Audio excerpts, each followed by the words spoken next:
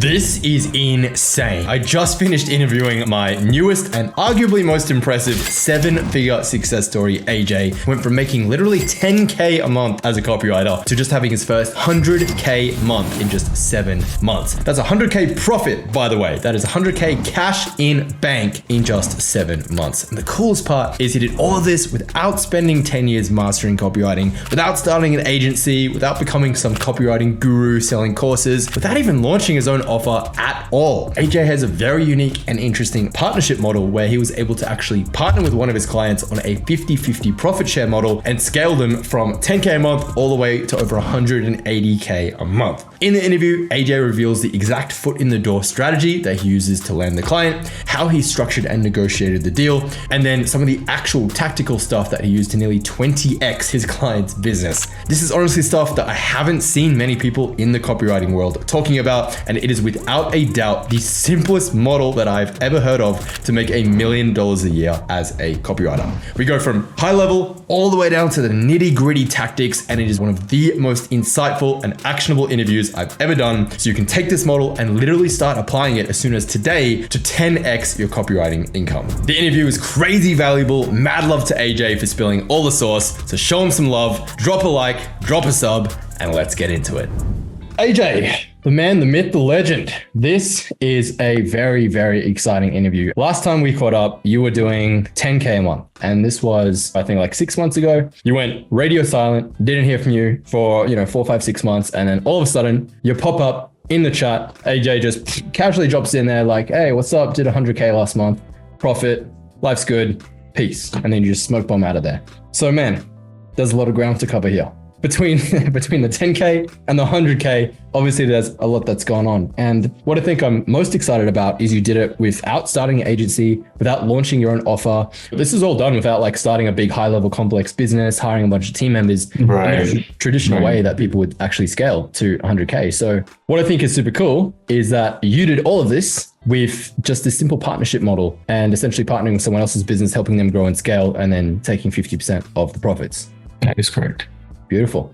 So man, what I'd love it if you could walk us through is how did this whole thing come about? So this is obviously our second interview together. We've already talked about how you went from 0 to 10K a month in the first place. And so if you guys who haven't seen that, it's on YouTube. Go ahead and watch it. That'll give you the 0 to 10K a month blueprint. I'll go buy every Tim Tam calls and mail them all to your house at the same time. I'll just drown you in Tim Tams. What I want to talk about is the 10K to 100K a month blueprint, because you've actually done it in the fastest amount of time that anyone in CMB history or resistance history has ever done it, including me, right? Me, Ray, James, Renzo, the other man who I won't mention, have all, it took us at least a year, 2 years to go from 0 to 100K, and you just blasted that shit in like 4 or 5 months.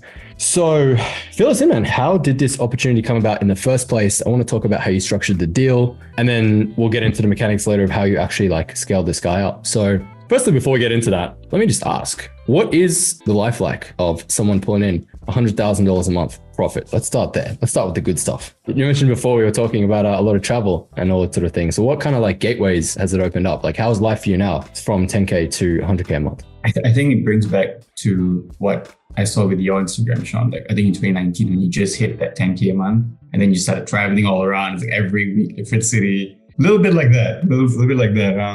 I was in the US for business stuff, US for a bit, Europe, traveling a lot. I just want to sit down and just like, work, man, I'm just really that person that, I see that path forward. And for me at this point, after like 6 months of really just every month is a different city, and I'm in Europe for a little bit. So it really unlocked a lot of that. And even, like flight cancellations, this, that happening, it's like, I'm fine. Like I'm really going to be okay. Even like Vegas, my flight got canceled or I needed a visa. So I'm from Singapore, if you guys didn't know, and I had to go to Canada for a transit. And Canadians, for some reason, I needed a visa to go there. And I went there like 2 hours before to the Vegas airport. And I was like, shit, I can't board the flight. Do I want to wait like 2 more days, or do I want to just get on the next flight? Like, you know what? Fuck it. Let's just buy the next flight. Even though it's like 1K wasted, guess what? My time and money is worth way more than that 1K. Like what I can do with that time, that productivity, it's like a no-brainer at all for me. So I think that was the first time that I realized like, okay, it's a very different playing field compared to like the 10K or compared to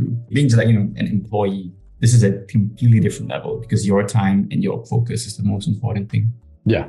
100%. There's a pretty cool level of satisfaction that you get from normally, back in the day, if you were to miss a flight or something, it's a very expensive mistake. Plans are ruined. It's a huge fuck around. I still don't recommend missing flights, although I'm pretty good at it. But, there's a certain feeling of like, whatever, it's another $1,000, $2,000, pop it on the Amex, off you go, right? So, they say money doesn't buy happiness. I kind of disagree. I think money definitely solves a lot of problems, 90% of problems that arise from not having money. And so it definitely makes life a lot easier. That's for sure. Yeah. Dude, so let's kind of rewind this back to the beginning. So however long ago it was, you started working with, am I allowed to say the guy's name or do you want to keep it confidential? Yeah, you can say. His name is Scott. Scott, yeah. So tell me how that gig came about. And then I want to talk about like how you kind of structured this deal and this partnership as well. Mm-hmm. So I think the last time we had the interview, so I'll pick up from there. That's August 2022. I'd say from there till 8 to 9 months, it was pretty much me just, being a copywriter, having a small agency, trying to get clients, having 10K and then going down a ship and then slowly coming back up. I think it was just 2022, just more of me just trying to run an agency, getting clients, the cold email stuff, like Sean stuff, this works, right? Like me and I put a cold email funnel, I'll get calls, booked, case studies, you'll get clients. It's a very normal, natural progression. But for me, I just realized that there's people that are built out to have agencies, have agency, be that expert at one thing. For me, I'm the kind of person that I love going down the rabbit hole of business.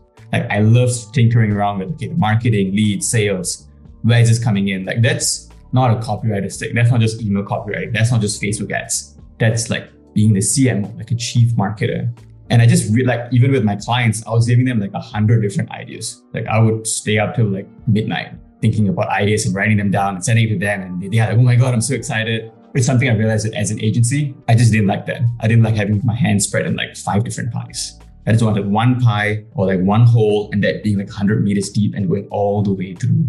So I think that's the most important thing that I realized over the working with clients. So that's when I met Scott. So Scott this was a guy who was a real estate coach. I think this was like in April. So usually a cold email funnel. And then because I personalized my email so damn well, the third email in the sequence, he's like, you know what, screw it. Like I never ever take calls, but you've just done so, you put my face in the dollar bill, all that stuff. And Real dollar bill, got on a call with him. So I think at that point, he had a book come out and he needed a book funnel done. And I didn't know this. Like I just had this promise of like, oh my God, like 3 students by 30 days or some shit like that. It was a pretty good offer, but I got on the phone with him. The most important thing, guys, is what can you get your foot in the door with? Like that was the biggest thing that I was very good at. That I'm okay, you know what? This person, he doesn't need like paid trial for like 2 weeks. He doesn't need 3 emails to this. No, he needs a book funnel.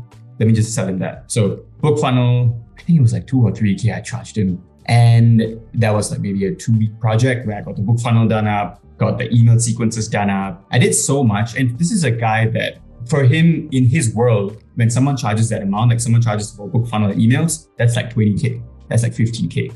Because he was part of masterminds that they would charge that. The agencies would charge that. And when he saw me coming with 3K, he's like, dude, this is amazing. And he was telling his wife, like, I can't believe I'm getting so much value from 2,000. This is insane. And just for context, this guy runs a real estate coaching business, right?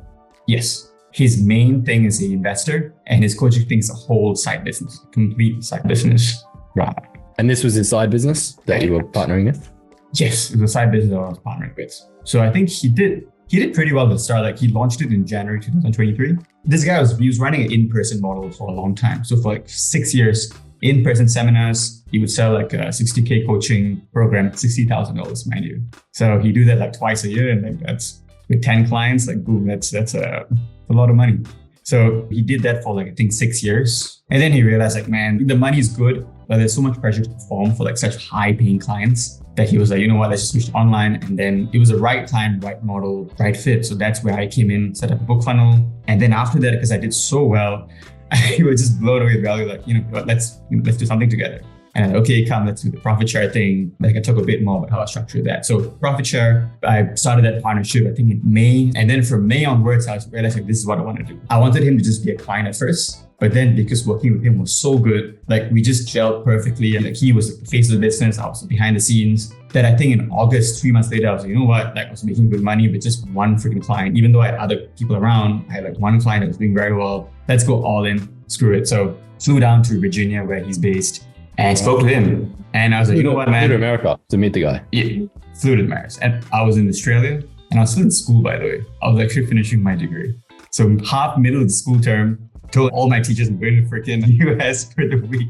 Flew down, actually for the ClickFunnels event. That was a funnel hacking live that I wanted to meet some of the guys. It was just really fun. And then I met my business partner and then, I wanted to tell him, hey man, let's be 50-50 on this. And yeah, we spoke about it, made sense. We locked in a deal. Every month from that, it was just up and up and up until January. I think January was the first month we did 180K a month in sales. And that was like pretty insane because the month before it was just 100K. It was like between 60 to 70K. And that, once we hit January, it was just like, man, that was a special moment. I saw that text from you, and because I knew you had the 50-50 model, I saw that and it came through and it was like, oh yeah, by the way, we did 180K a month. And I was doing the maths in my head. I was like, did this motherfucker just make 90K? Like, let's go. That's crazy. So just to kind of recap this, so you got your foot in the door, you cold emailed him. So was it personalized cold email or the automated approach? Heavily. I think it was like I used reply queue for the first email. So it was like his defunct page on the first site. So it was just the company name and like that's it. But the third email was the one where it had dollar bill. It had some special image generator with his name on it, his company name. It was just heavily personalized, man.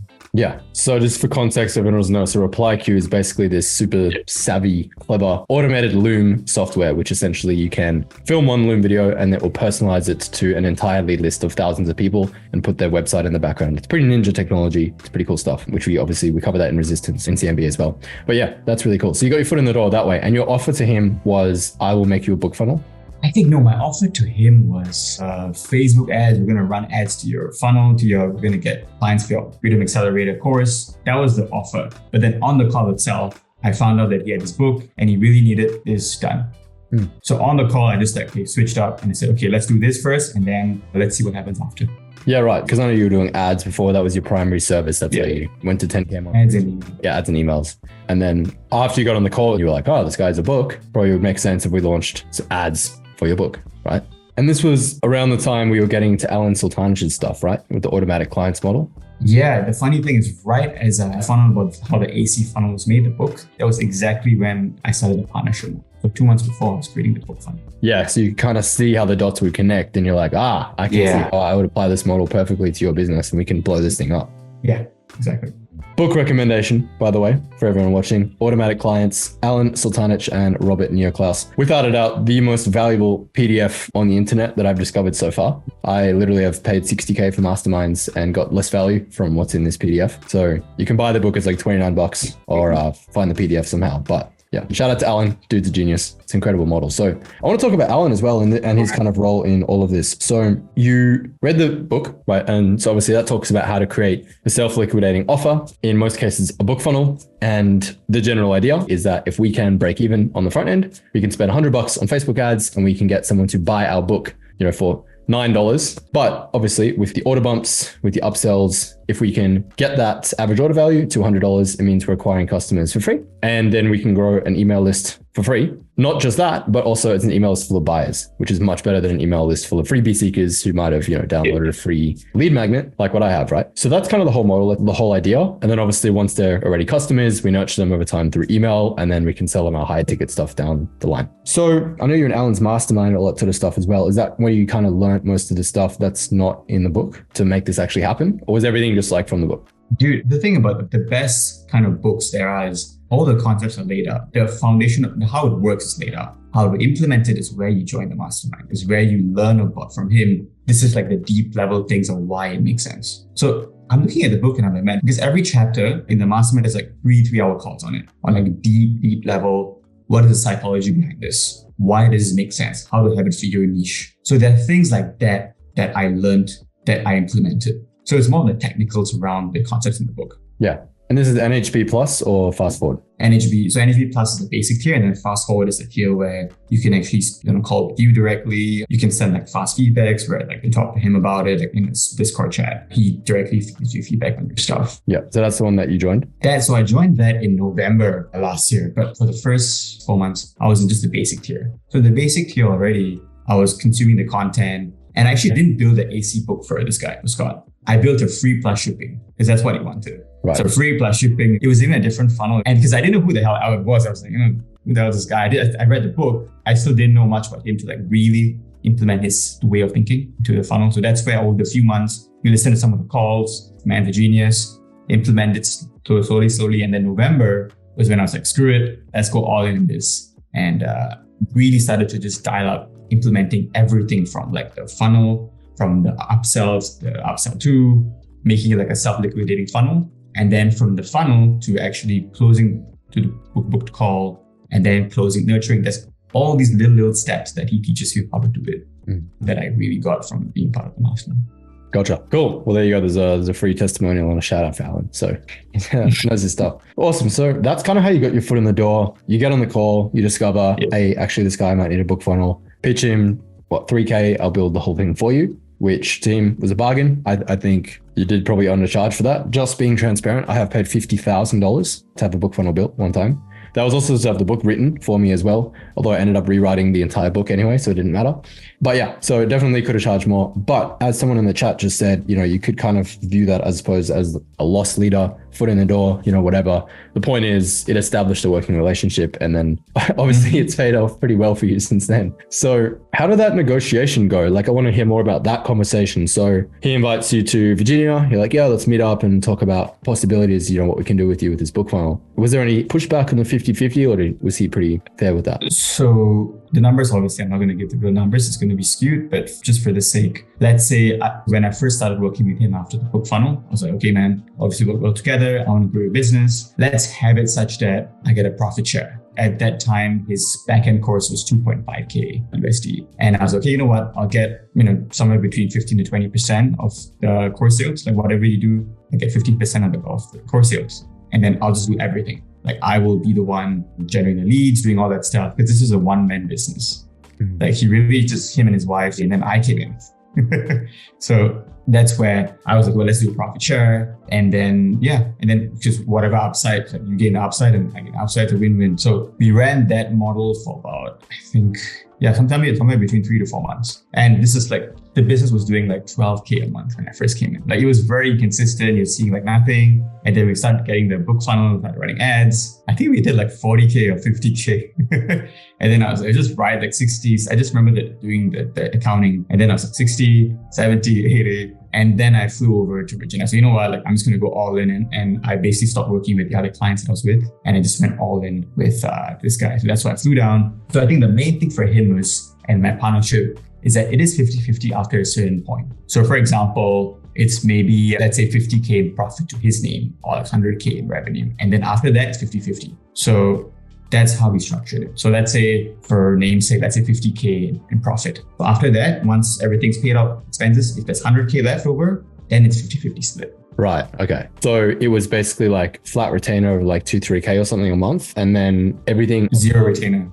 No retainer at all. Okay. So just pure commission. It was, let's say like 20% commission until the point that he got 50K in profit. And then it goes to 50%. Everything over $50,000. Correct. Profit. Correct. Split 50-50. 50K profit. So like all the expenses down, let's say 15% until that's 50K in profit to him. So like, for example, if we did, just to make things easier, 100K rev, let's say we had 80K profit. So until the point he gets 50K, I take the other percent. So like 15% of everything together. And once he got paid 50K, then we split 50-50. Yeah, makes sense. So basically he gets 50K profit and then everything on top of that, you split halfway. So for him, from his perspective, it's like I'm keeping 50K every single month. That's like 600K a year. That's like what protects him, that he can be predictable about it. Gotcha. Yeah, and I want to stress, like this guy started, when you started working with him, he had a 12K a month business, right? Which is basically just like a one-man show, little side hustle situation. And basically, the fact that you turn this little side business into a, 180K, 200K a month, like behemoth of a proper multi-7-figure business, which is just great. Yeah. Dude, what was his reaction? Like when you took him from 12K, you said the first month was like 40K, right? Yes, 40K because we just started getting sales as soon as we got the book funnel and ads going on. I mean, there's all is well. I think I didn't realize how much of an impact I had until I actually flew down to Virginia and I met him face to face. And I met his wife and they were just like, yeah, man, like, I can't believe what you've done. And I even met him. So we have an annual conference as well every single year that we have. So he has his students come in, like this was the first time he had the conference. And, you know, he started introducing me to his partners or other people in the real estate space who are like big names. And they are like, man, like, can I work with you? Like, are you an independent contractor and all that? They were just all trying to work with me after seeing how well I did with Scott and every single person. I was like, no, I'm just going to go all in with this guy because it's a model that works. Yeah, dude, there's like, honestly, there's been a lot of gold in this so far already, but like 4 nuggets that I want to pull from this, just from what we've covered so far. The first one is just like the foot in the door offer. So I think a lot of people, they try and swing for the fence and they try and charge as much as they can in the first interaction and stuff. But I think if you see a lot of potential in a business, it can actually sometimes be a strategic move. As long as you're not locking yourself into a long-term, low paying retainer, that's the opposite of what you want. But it can be a tactical advantage to actually close someone on maybe less than what you'd normally charge just to get your foot in the door if you see there's a lot of potential for future work there, which can be done. So that's the first lesson that I wanted to share. The second one that I pulled from it was obviously you over-delivered like crazy. You got him insane results. So, I mean, you 3 to 4x his business in the first month, which is pretty fucking mind-blowing, right? So I think there's no one on the planet who wouldn't be absolutely stoked with those results. They go, holy shit, this AJ guy is a magician, right? The third thing was then transitioning into the partnership model. It comes down to the offer, right? It was a complete no-brainer, risk-free offer. And it was like, if I don't perform, I don't get paid, right? I'm basically guaranteeing you're going to make 50K every month and then everything else like will split. So to him, it's like, shit, okay, I don't have anything to lose. And that sounds like a great deal for me. Obviously, there's a lot of work to be done there for you, but massive payoff if it's successful. So it was a risk-free offer. And then the fourth lesson that I wanted to pull is that when you discovered that opportunity and you realized like what this could become, you went all in on it. Right. And I think there's a lot of people there which would have tried to keep the other clients on the side. They would have gone, oh, I'm happy. Like I'm getting 10, 20K a month in commissions. That's a good client. And and I'll split my time 5 ways between me and these 5 other clients. Right. And that's literally what a lot of people, it sounds silly, but a lot of people would do that. And you were like, fuck that. I'm going all in on this. Like this is working better than anything else out there. And I'm going to fire all my other clients. And, it's a bold, risky decision, but obviously one that did pay off, right? Because a lot of people think that 5 clients, split my attention 5 ways. It's like 5 different income sources because they hear all this shit like, oh, the average millionaire is 7 income streams and this and that. But it's like, time and time again, we've seen that when you put all your eggs in one basket and protect the basket, strap rocket boosters to it when you have that singular focus. Literally, the only exception to this I've seen is Elon Musk. But unless you're an alien like Elon Musk, then just going all in on one business is almost 100% of the time the best way to go if you want to really like scale. So you identified that opportunity and you attacked it really hard. Like you doubled down, tripled, quadrupled down on it, which is probably why you got the results you did, right? After months of consistent focus, yeah. I think it depends on the personality fit as well. Like for me, I just realized that I wanted to be a CMO. And there are other people doing like multiple, with 2 or 3 clients as a CMO. And I don't know how you can do it because there's just so many things in one business. You've got, normal sales, affiliate sales, referrals, all that. I'm like, how do you do it? And I've spoken to them and they're like, look, it's one period of 3 to 4 months, like one client first, and then you just spin the other plates. But for me, that's not like, I want to use my time like better and enjoy my life a bit more as opposed to just being a slave to the business. Yeah, I've seen some of your updates. It sounds like you're doing plenty of the enjoying life stuff as well, which is really cool. Where'd you move to now? I'm in Krakow in Poland right now, and I'll be in the UK for the next couple of weeks. That's right. Do you actually move to Poland or you're just visiting for a while? I was just traveling to see where I want to have a new home base for the next 6 months to a year. Right. Okay. You're just kind of testing the waters, staying a little while in each place, seeing how you like it. Mm-hmm. Digital nomad lifestyle. Pretty much, yeah. That's cool, man. That's a number one thing about online business. You can do it from literally anywhere in the world you want. You're not confined to time. You're not confined to location. It's total freedom. It's awesome. Super cool. Total freedom. Awesome. Dude, that's so cool. So that's a really great lesson that we've already pulled from this so far. I want to get a little bit more tactical now and talk about like what is some of the more logistical stuff that you did to scale him. So the first thing, like you come into the business, he's doing 12K and you're like, all right, let's make you a book funnel. Where do you kind of start? Like what's the first step? You build a sales page, you build a funnel, you run ads, you survey the list first. What was your kind of like sequence of events to get this book funnel actually up and running and off the ground? I think it was just book funnel, hiring a copywriter, we both have worked with Sean, so he's a great guy. So he built the copy for the funnel, and then I'm a copywriter, so I usually just build a funnel, emails, got a guy to do media buying for ads, and they are from CNB, by the way. So when you build those network partnerships, it's like, you know, the right person to bring in, and that really helped me get the foundation set. So book offer, ads running, okay, cool. So this guy was running into a webinar. So the challenge there was, okay, running to webinar, we had about a sale a day or a sale every 2 or 3 days, but I was just annoyed at how unpredictable this was, because I can drive traffic, but when they don't buy, this was a webinar that just had the end pitch was 2.5K course. So I think after a few months, I was kind of pissed about how unpredictable it was. Like one day you could get like 6 sales. It's great. Next week, none. So we slowly started switching to appointment setters. So like chat closing, getting people to Facebook group, and then getting them to DM us and having that whole thing that you set up, basically modeling what you have as a chat closing. Then realizing, okay, chat closing is great. It does move the needle, but there's still so much of things where I need to be on face-to-face with you, and that's where I can handle objections. And then we moved to a call booking model. And that call booking just coupled with a few other things, but it doubled our business literally overnight. So yeah, dude. So I started with calls to close. I did them myself for, 6 months, a year, hired a closer. Then actually during the pandemic, we went all in on chat closing. Worked super well. We made over $1 million with no sales calls at all. And then they reached a point where I think the market got a bit more sophisticated. So we moved back to the call model. And yeah, that definitely helped us grow quite a bit as well. So obviously, your close rate's going to be higher from a call than a PDF, So I think if you're a big scale, it can work. But if you're not, then a call definitely makes sense. So before you stepped in, so this guy was doing webinars to sell his real estate program. Just webinar. So the lead would just watch webinar and that's it. You had to buy or you wouldn't buy. So no email automation set up, nothing? No email, until I came in to do the email automations, get the nurture sequence up and going. He did have a list of people that from in-person seminars that he did, whole list of them that were just like, he had a 10K list and like 8K was just bullshit. Just people who were like, oh my God, like why are you spamming me? And even after we send them, hey, please opt out if you don't want this. We dealt with all that nonsense. So even our email list right now, Sean, is just like 2.2K. But those people all are book buyers. And that's where, like when you have a really high quality list like that, you just see a lot of responses, engagement.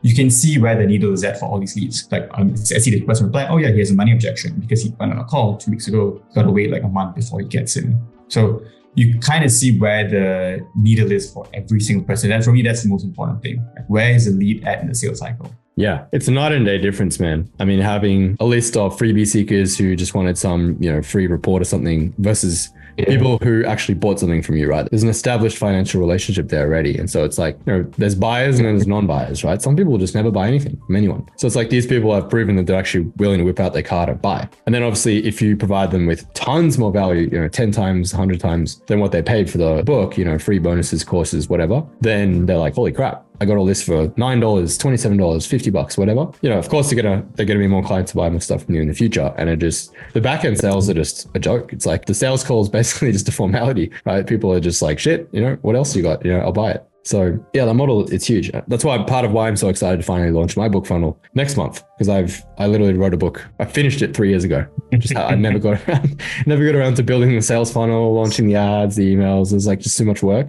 So I just had other priorities to take care of. But now that I've seen what it's capable of, I'm like, fuck, okay, we need to launch this thing like ASAP. So yeah, that's my work cut out for me. But was this guy running any ads before you started working with him, or was it just organic? Organic. He was only running ads when you ran in-person stuff, when you ran his in-person events, seminars, where he pitched his high-end coaching program. This was like a year before I started working with him. So until then, it's just pure organic. He just posts content everywhere, TikTok, Instagram, whatever. Mm-hmm. And referrals, man. Referrals and organic. That's how he got his clients. Do you have much of a following? He has about 100K followers on Instagram. That I believe is pretty organic after like years of doing this. But I'd say more referrals. Like people are just very excited about what he has to offer, because our offer in the space is just so different and so unique that you just can't help but talk about it with your friends. Yeah, I'm guessing you probably don't want to mention the exact name of the guy and the offer and stuff, because everyone's going to go and start funnel hacking it and stuff. Good. Slow flip. Anyone else? Yeah. It's a unique mechanism in the real estate market. I know that. Yeah. So that's super cool. And then, man, the fact that it was only making 12K a month from 100,000 followers definitely shows us a lot of money on the table there that he was missing out on. So then you come in, first month, you install appointment setters and a phone closer. Or was he doing the calls himself? No. So when I came in for the first 4 months, it was just free plus shipping, and then they just buy from a webinar. Because actually it was working kind of well. We had about a sale every couple of days that I was fine with it. I had my other clients to deal with it. So I was pretty sweet until it dried up, until I think October came around, and then we had like no sales for like a week. And then like one sale the next week. I was like, okay, fuck this. We need to put in a chat closing. Let's actually figure out where the hell the bottleneck is, and then putting on chat closing. Okay, so the first thing you did was actually launch the book funnel with ads and as a free plan. Launch the book funnel with ads. And then I think emails. That was the next biggest step. Yeah. So I mean, for me, if I was to come in, I was like, man, the obvious first steps would be to like fill the holes in this guy's leaky ass bucket. Like let's, as a minimum, install some email follow-ups and automation for the people who don't buy, from the webinar. Because it's like, what, 95 to 99% of people are not going to buy in the webinar, right? So yeah, that's like an obvious first step. You install some email automation.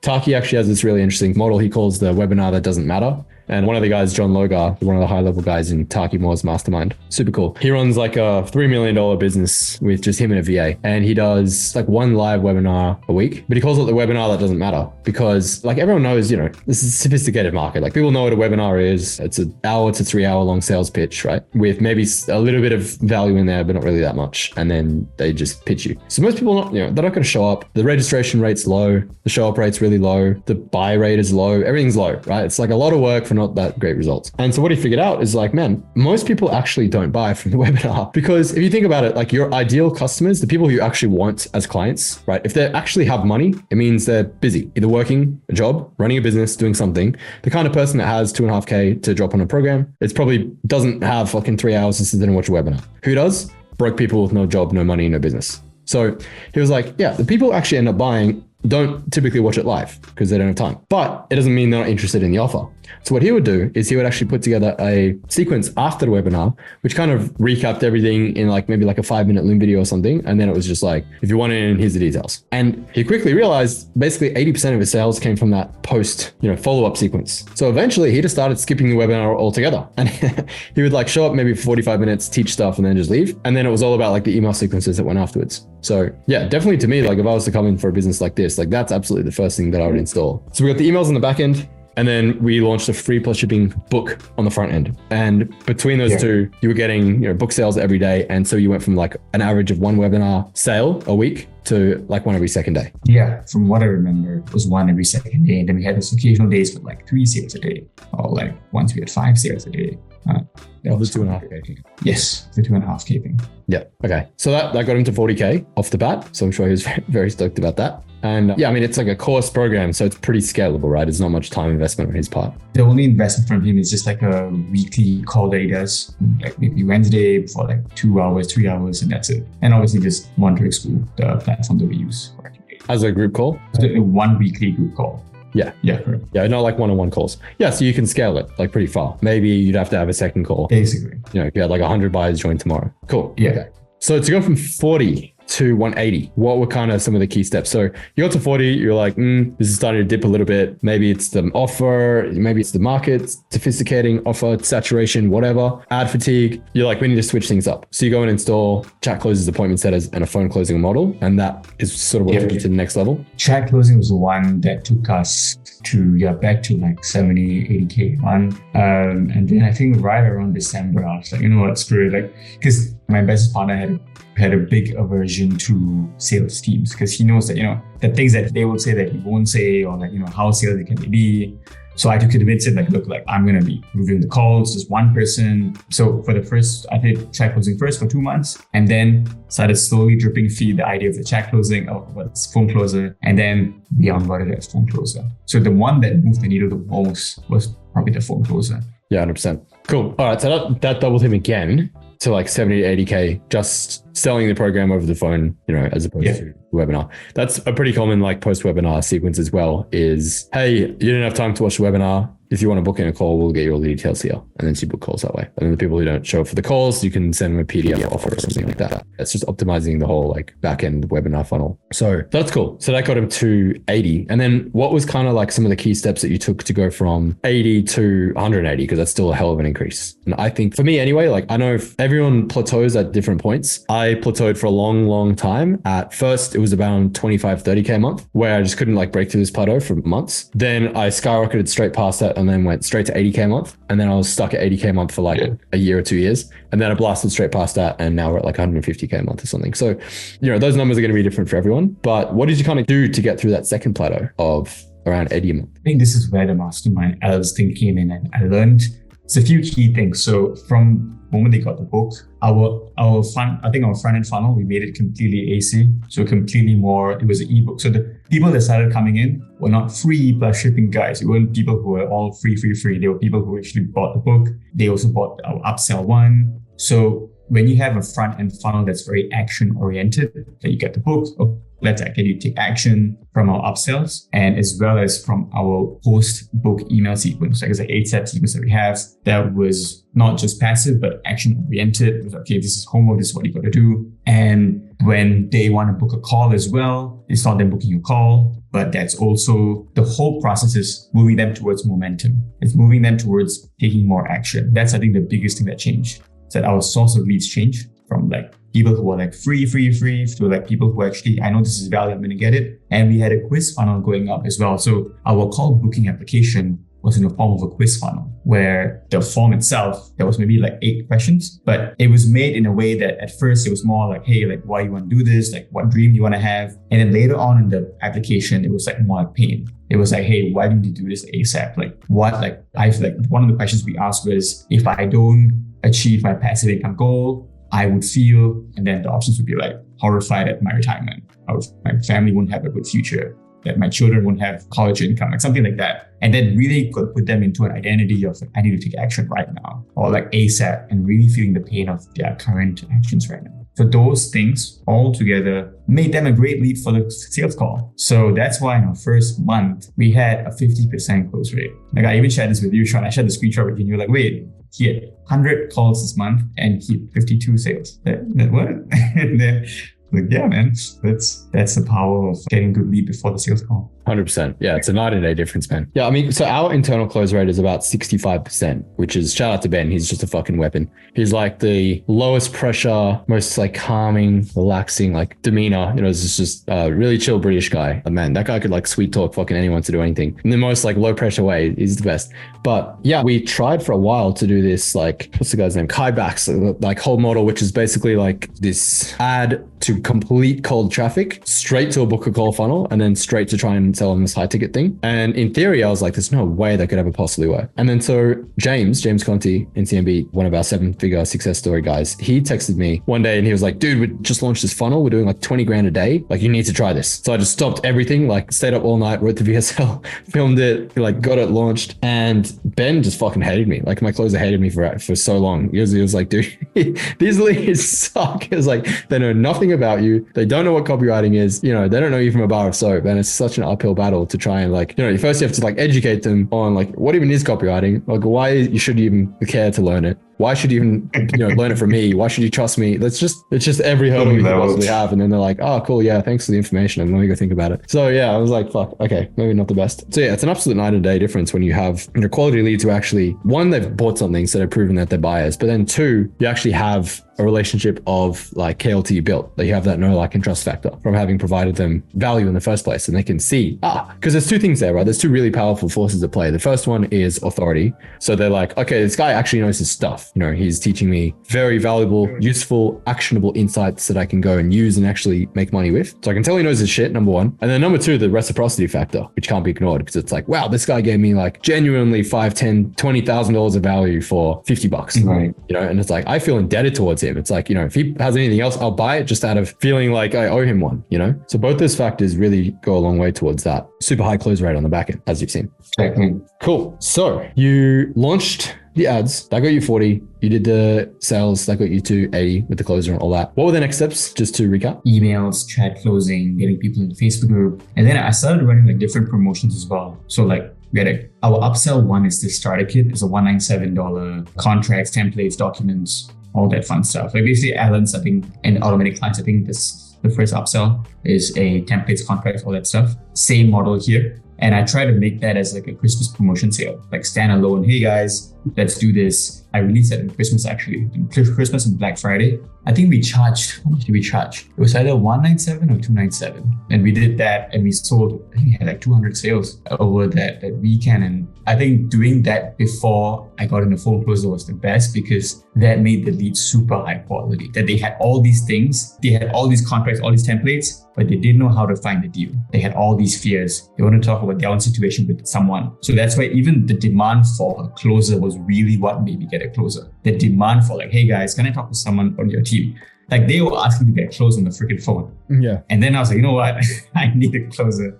And that's when I got them in and boom, booked out freaking calendars for like weeks. And just with the emails. Emails to this and the setters. And the setters also talking. And then people saying, hey, can I get on the phone with you guys? Like, I really need to talk about my situation. I really need to do this. Yeah. So that all that build up actually led to that moment. What were other, like some of the other key needle movers that took you from 80K to 180K a month? Was it just scaling ad spend at that point? Christmas. Like a change in the model? Ad spend has been pretty standard. I think the biggest thing is just changing the free plus shipping to the AC book because the quality of leads completely shifted. Like once you have the quality of leads change, everything else is a lot easier. It's a much easier sales cycle because people are more process oriented. There are people who like, I just need the thing to do, give it to me and I'll do it. Yeah. That's where our lead shifted from like, hey, I'm like broke, I don't have the money, I don't know how to do it. It's just a different problem set that I dealt with. And that just changed everything for me. So was part of that changing like the front end messaging on the ads and on the sales page and stuff? So rather than ads or beginner language, which was like, hey, here's how to make your first $1,000 in real estate. It was slightly more advanced, slightly more sophisticated language. Like here's how to scale your real estate portfolio or something like that. No, it was actually more motivational than educational. Because one thing that we struggled with was we were more educational. We taught a lot.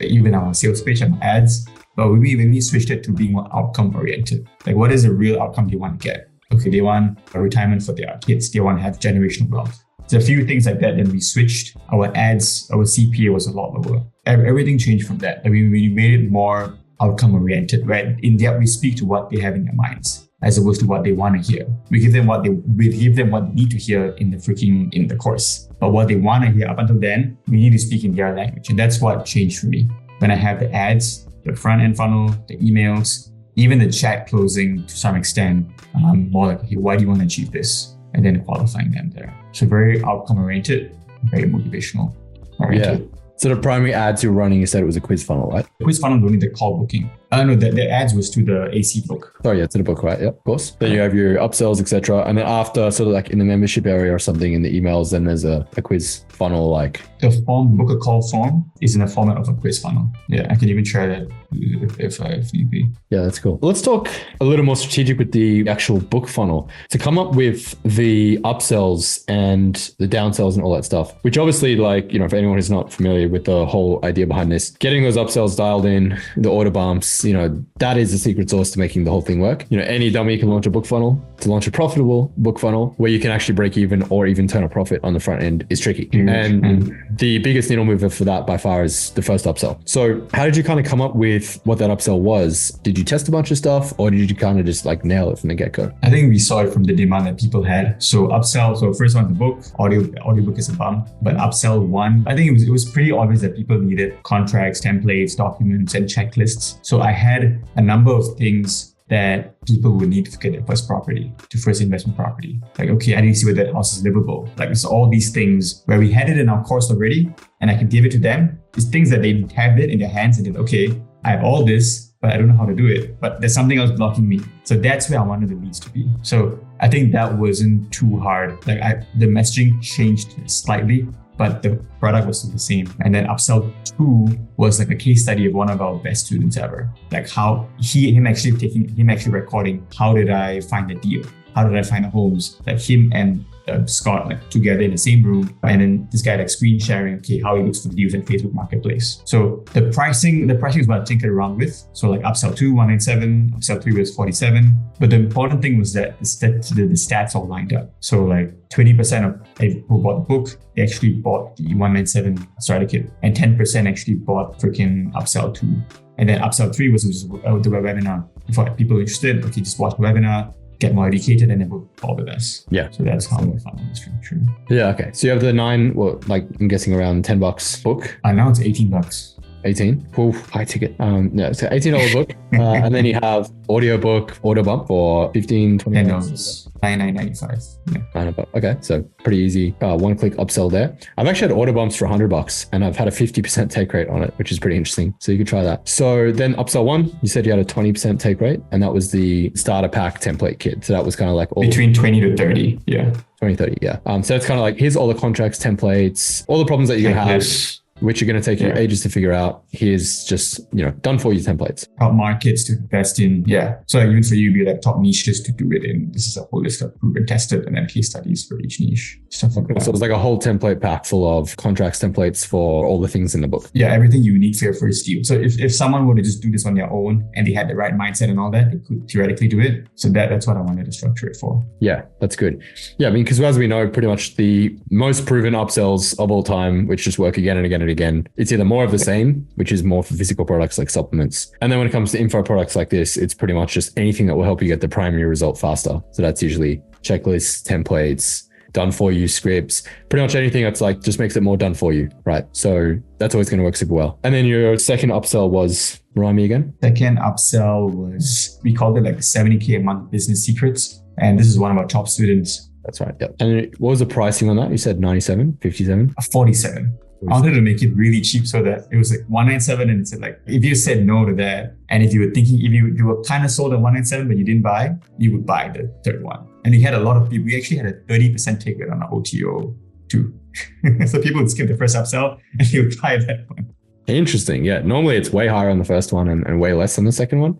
So yeah, that's an interesting price contrasting strategy. I've seen people do the opposite, and they might only have 5% take rate, but it's like $300, $500. So I think, both models can work. It really just comes down to testing and optimizing, right? So split testing, I think, you split test. For me, the thing, I split tested the best my headlines, like the headlines at the front for the front end funnel, like split testing every single week, every couple of weeks. That just probably helped me the most in terms of what resonated with the lead. Right. So you found that out of all the split tests that you made, actually split testing the headlines of the sales pages and the upsell pages made the biggest difference? Because once I did that, I had the funnel working. I kind of stopped looking at optimizing the front end funnel because the main issue is the back end. Like, how do I convert all these leads into like book calls? So that's where I focus all my time now these days. Yeah. Did you try much split testing with the pricing? Not really, because as long as it generated a profit for us, as long as it, as long as we get, even if we lost like $10 or $20 per lead, that was okay. But it was working so well that I was like, you know what? The only thing I tested was probably the front end price. Like it was $7 at first, then it was $12, then $18.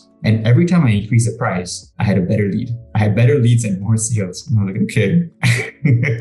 So that was interesting for me. You could always try the old, like, I call it the yin yang pricing model. I don't know why I call it that, but it's the whole, it's $500, but we want to have skin in the game. So, it's only $250 up front, and then, don't pay the other $250 until you get your first, multi 4 or 5 figure deal or whatever it is, 6-figure deal. And no, of course, no one pays the second payment, right? But it's like, they feel like they're getting a good deal, and then they just like, don't tell you later on. So yeah, I mean, it's a whole bunch of stuff. You could try split testing. A lot of people do payment plans for the second downsell, for downsell 1, downsell 2.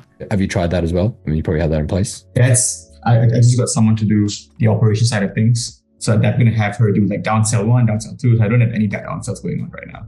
Oh, okay. Interesting. Yeah. Well, I guess upsell 2 feels like more of a downsell, I suppose. So that makes sense. And then the third one, you have your whole webinar just right there on the third page. Just the old webinar, but I replaced its call to action to like a call. So it's just someone that if they have time, and we have about like 4 or 5 people every day, just from the front end funnel. We have about 10 book sales a day. And out of that, we have 30 or 40% actually like watching the webinar or booking a time in, which I'm like, wow.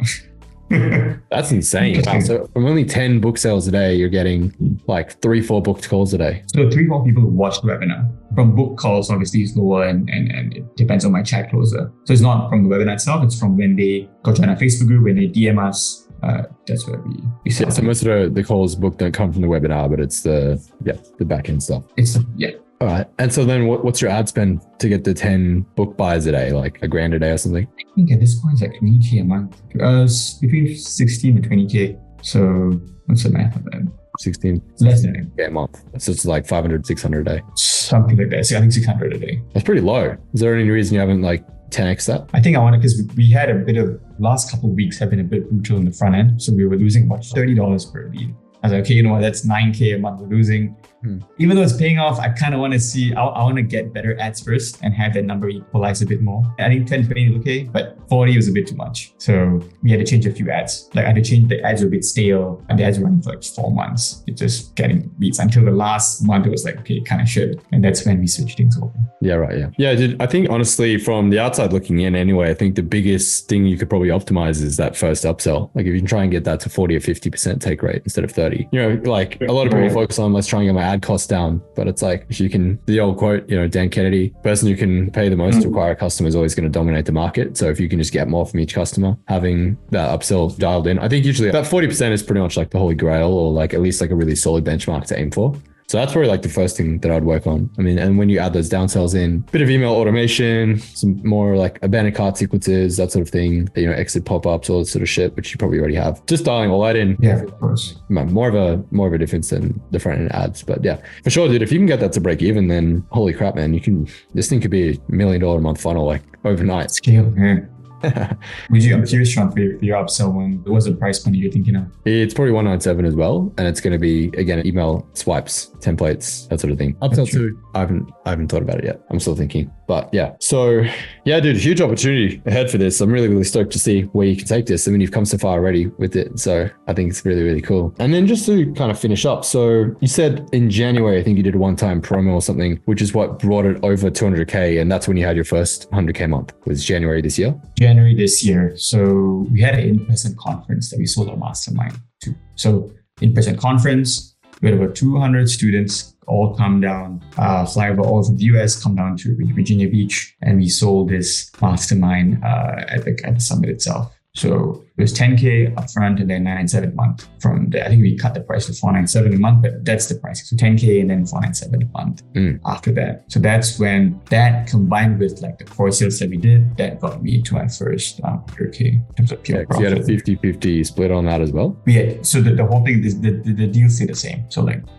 numbers 15% commission, and then after 50K to him in profit, then it's 50-50. Yeah, 15 and then up to 50. Okay. Yeah, that's super solid, man. And then so what did that workshop bring in, like 50K? That whole conference, dude, I think our total rev for that month had to be between 350 to 400K, like for entire business. And then we had to get salespeople to pay off because they were the ones who were selling the mastermind to some of the attendees. So, but revenue was about 250 to 400K. The workshop, I think 150. The numbers have been murky. Cool, man. This has been super valuable. This is really great insight so far. So just to wrap up, and by the way, if anyone here on the live squad has any questions for AJ, now would be a fantastic time. Pop them in the chat. One final question that I had about the system was for someone who's kind of like looking to set this model up. Like, let's say I'm a copywriter, you know, I'm doing 5-10K a month or whatever, and I want to kind of grow and scale. And I don't want to start an agency. I don't want to launch my own offer. I don't want to, you know, do all the typical ways of scaling. I don't want to become a guru, whatever, right? And this seems like a pretty low path to resistance, you know, to get to 100K comparatively to all the other alternatives that are out there, right? So I guess you have any kind of like beginner tips? I know we're making it probably seem a lot easier than it was in reality, but certainly compared to other models, I think it's a lot lower friction. Do you have any kind of like beginner tips to people who, you know, are watching this and they're like, this sounds fucking awesome. I want to give this a shot with my clients, right? For them to like get started, to structure the deal and to actually implement this for themselves. I know it's kind of a broad question. You just take it however you want. I think there are two big ways that you can do it. So I can speak for the publishing model that Alan talks about and what other people I've seen is they build a whole separate funnel for these guys. So the AC, whatever offer that you guys have right now, if you can build a whole new book funnel and you handle everything. So you get a team to handle chat closing, phone sales, all that. So it's a whole different funnel that you set up. And then that's why you take 50-50 from that. But you're also paying the ad spend. So that's what has worked very well for a few people. You pay for everything, but on the back end, you take 50-50. Ah, okay. Interesting. That is a very high risk offer for you, which is, you know, extremely low risk for the client. Exactly. that's what people have done it. And I didn't even know about it until after I found out, after I did my own model, I was like, oh yeah, this is possible. But for me, what I've been doing makes more sense. So that's one. You build a whole business from that, from the AC book to the call. And then you do have like people in your network that you can set up, like a channel closer, media buyer, phone sales, where you pay a deposit and then anything else is commission. So that ways to structure that. That's one way. Second way is what I'm doing, right? Foot in the door. And then you just have like a really like commission, even if you do like 10% commission, and then you just make him so happy after the first 3 months, and then you negotiate. And you're like, hey man, look, I'm doing this. Let's talk about moving things forward. And I think the biggest thing is like covering the downside for him is that even with the first model I spoke about, the only downside is his reputation on the line. Like if you screw his up, like if you say like, oh, you can make like 100K a month just with these 3 steps, like, no, like you got to have the message to be correct and he's got to trust you on that. So I think having that small commission at first and then being like, okay, you know what, after 2-3 months, we got these results, cool, let's talk about doing something better. I think that's probably the best thing. Like foot in the door, get it on a profit share, and then negotiate something that he can get like a baseline. Like what's his comfortable amount that he wants every month, and then he will split from there. That makes total sense. And then in your model, do you front the ad spend or is he? He from day one, he fronted the ad spend. And then from then onwards, after we became partners, I was like, just pay for like all the VAs, everything that we have. The business will pay for that essentially. So he pays all the expenses. So yeah, I used to pay when I first started working, because outside of me, I pay for the emails. I even pay a bit of the media buyers, but until we saw like consistent profits, and I was making money so that I could do it. But until it was clear that I was just working with him only, and we had a conversation about it, he just took all the expenses from that time. The business would pay for itself. He was doing so well. Yeah, I guess it's pretty fair because you said the first 50K profits are all yours, right? Yes. Super cool. Let's hear some questions in the chat. I know we've been here for an hour already, which that went really fast and quick. If I'm honest, that didn't feel like an hour at all. So yeah, let's smash a couple of these questions in the chat and then we can wrap this up. So one thing I do want to say, Sean, as well is, so I did do 100K in the first month. But I didn't tell you beforehand because I wanted to have it consistent for like 3 months first. So it's 180K the next month, and then March it tanked a bit, 130K. And I was like, what the heck is this? This is fucked up. Then it went back to normal, like at 160K, and that's how we're kind of at 160 to 170. And I was like, okay, you know what? It makes sense to tell Sean about this now. Dude, I was like, man, when I saw that message in the chat, you just casually dropped in and you were like, oh yeah, I did 100K last month, by the way. I thought it was like a fucking typo. Like I thought you meant 10K because it's like the last time we caught up, you were at 10K. I was like, oh yeah, still 10K, cool. You're like, wait, actually 100K. And I was like, hang on, did I miss something? I was like, I didn't even realize you were anywhere near close to 100K. And I was like, dude, we have to talk about this. I was like, I need to get this guy in for an interview ASAP and work out like, how did he just 10X from 10K to 100K in such an insane, like neck-breaking speed, which is just insane. Right. But yeah, I mean, having those dips in business, totally normal. We'll have a baseline of 150K a month or something, and there'll be a random there'll be a random freak good month. Like last month was great. It was 180K, which for me is a really great month because again, this is my side hustle. Then we might also have a random like freak low month. Which for me now at this point would be like 100K or something. But yeah. So it's totally normal and fluctuations in business just out of the blue. But yeah, so I see 4 questions here in the chat. So Thomas was asking, what are the personality traits that you looked for in your partner? I think it's a good question. Yeah, I think the biggest thing was that this person who I did have had a very small team. I worked with bigger teams before that that's decision makers and all that stuff. I look for people who are a bit smaller. They are experts in their field and it's easier to make decisions on my end. Like he's someone who's very affable. Honestly, he's honest, man. Like the book that he wrote, when I read it, I understood his philosophy and I was like, dude, this is someone I want to work with. Like even the book sold me as a freaking business partner. And then I met him in real life. And I think just him being very honest, like everything about him and the people around him who spoke good highly of him as well. He was an honest man. Like the way he did business was just very like by the book. And I was like, you know what? Like it doesn't make sense not to work with him. So that was what sold me. I think honesty, small team, having a level of trust with you guys as well, and having that boundary set is what you would do, what he would do. I think those are pretty important. 100%, yeah. If you're going to do a model like this, it absolutely needs to be someone that you trust. I think you can get a pretty good vibe from that just from working with them for a few months. You kind of see it's like, do they kind of, do shady shit? Do they pay you super late all the time? Do they overpromise and deliver? Those are all like pretty obvious red flags. Right. Well, when it's someone who's just like, really on top of their shit, they over deliver a lot and they're just honest. They have integrity. They're transparent. It's like just a lot of those like green flags that you can see and you're like, okay, this would make sense. So Tushna had a really great question as well. This is kind of what I was hinting at before. But how did you go from having the conversation from just getting a commission to going into an actual partnership? Was there any resistance from him initially, and any interesting strategies used to convince him for going for that model as opposed to just the commission? I think so. From the commission to partnership was about, it has to be three to 4 months. I think we just brought in so much sales and we had a great working partnership that I think when I met him in person, then I found out like what the risks were for him. Like, okay, you know what if the business like tanks, and then 50-50 of like zeros. So just realizing what he wanted as like a minimum baseline. So like, what is your freedom number? And once I understood that, okay, then let's have it such that number is like the profit to him every single month. So it's guaranteed, and anything from that's 50-50. So just talking about that, like being very honest about what do you want out of this? Like, what is your end goal here? Because for him, he's an investor, right? So I think the important thing here is this guy, whatever in the real estate, he's an investor. So his investment business does like 100K a month. So everything else is a side hustle. So because he didn't depend on this, like his life depended on it, he was okay about the business going to shit tomorrow. But that was the most important thing. If it was the other way around, your baseline number would be a bit higher, maybe, if this is all his life depended on.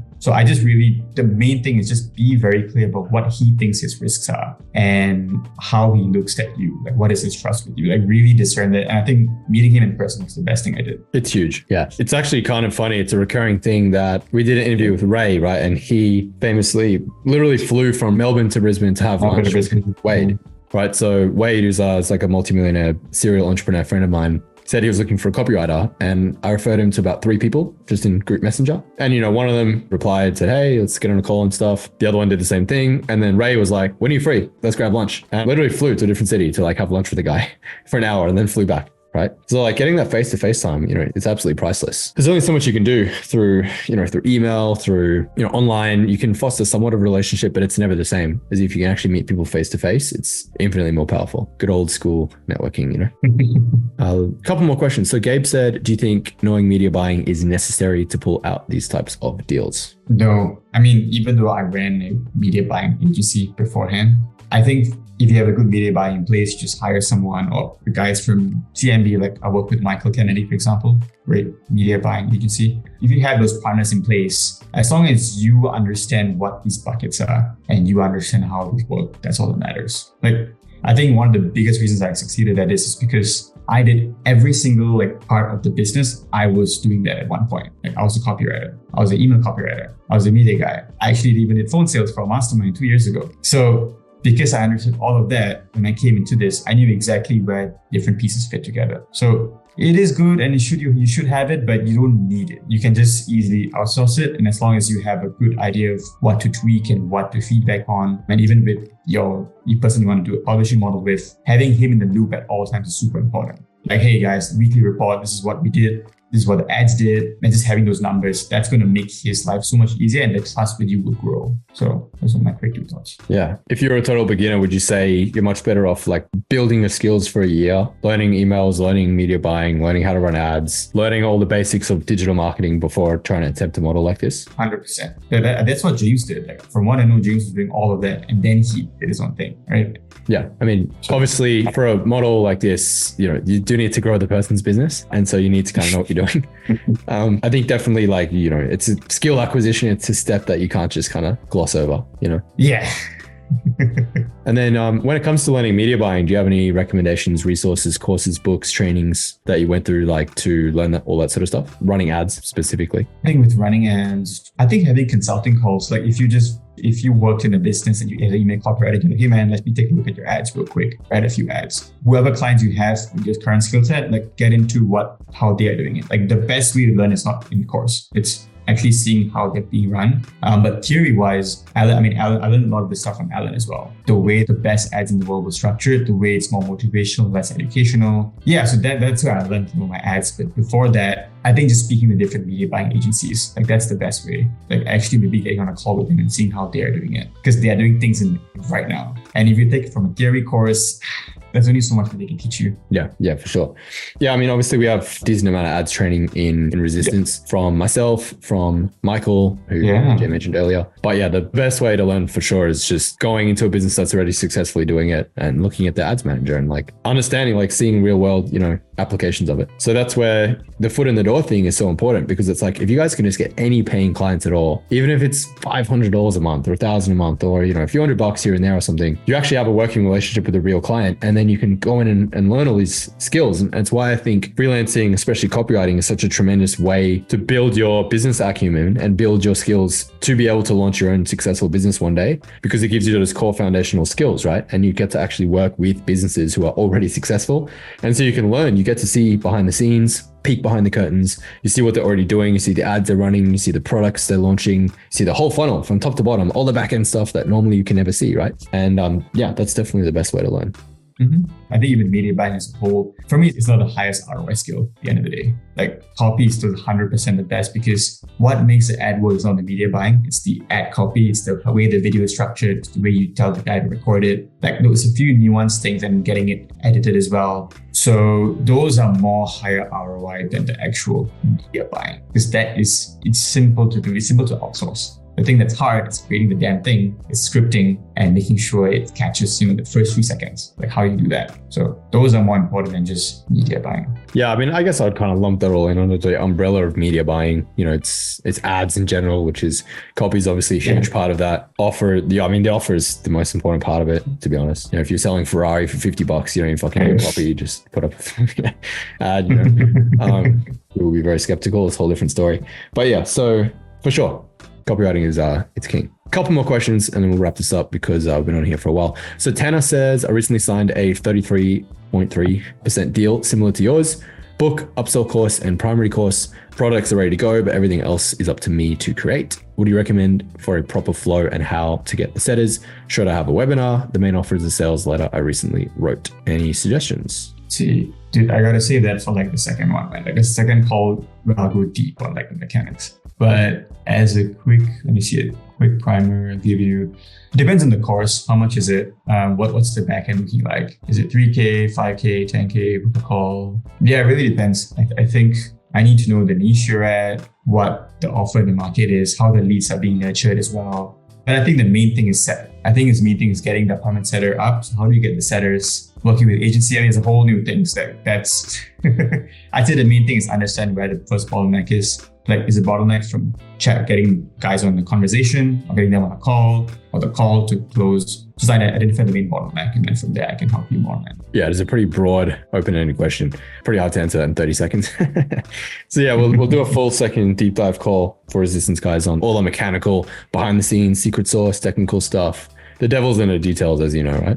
Yes, sir. And then quick last one from Shreya to wrap us up. So you said you were studying when you flew to a different country, flew to America to make a deal, which is a fucking ballsy move, by the way. So congrats for that. How did you dedicate your time while you were studying? What was your routine like? I actually almost got kicked out from the university. Like I was in the US, and like on the 7th day, I was like, hey guys, they actually emailed me and be like, your visa's going to be kicked out. Because I was on visa at the time. I had to call my school and they're like, no, it's fine. Just come back within like 10 days and it'll be okay.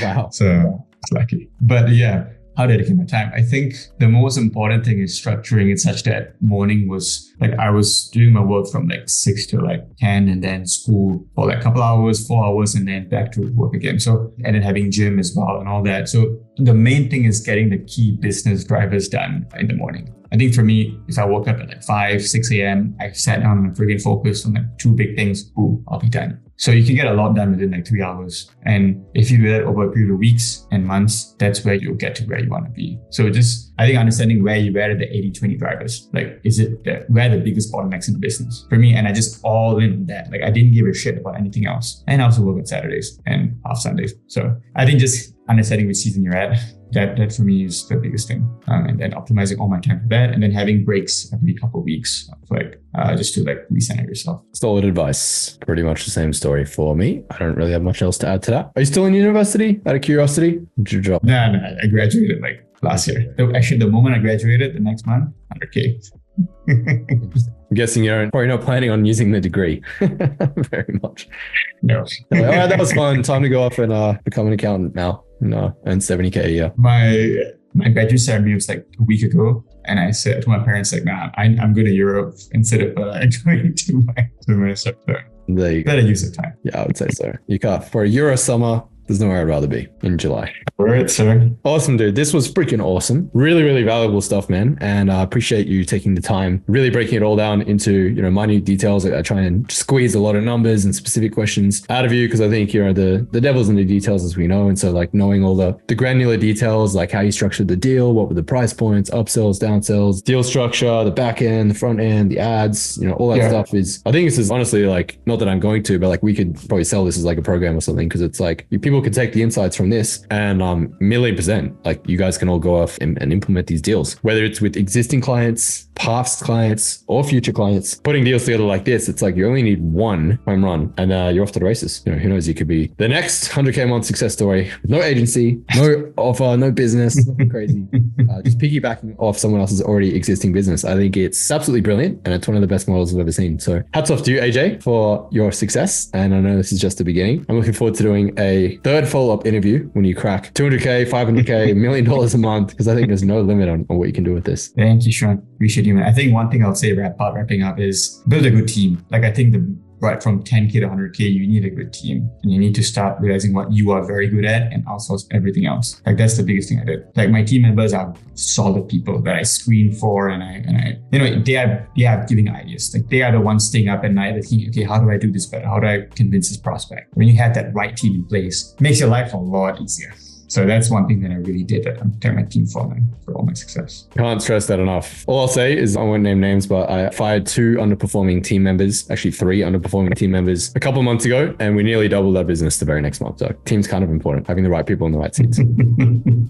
Yeah, it's huge. Gosh. This is epic, man. I'll let you go. I appreciate you a ton. It's good to see your face again. And really looking forward to doing the second session with the resistance guys as well. We can dive even deeper into some of the stuff that we talked about today. Yeah, let's get it, man. Thank you, Sean. Thank you, everyone. And if you have any questions, please just send me a text. One last thing, if people watching this want to find you, want to connect, want to reach out, want to pay you money for consulting or whatever, where can they find you? The AJ Nair, that's my Instagram, the AJ Nair. Just send me a text, say hi, and I can connect with you there and keep updated with all my travels. Shoot a message, let them know you watched this, let them know it was valuable, and follow along his stories so you can gain inspiration from the 100K a month lifestyle. Yeah, let me know your takeaways. I'd be curious to hear what you guys got out of this. For sure. 1,000,000%. Keep killing it, brother, and we'll chat soon. You take care, Sean. See you guys. See you guys in a bit. Love everyone. Bye. Cheers, team. Ciao.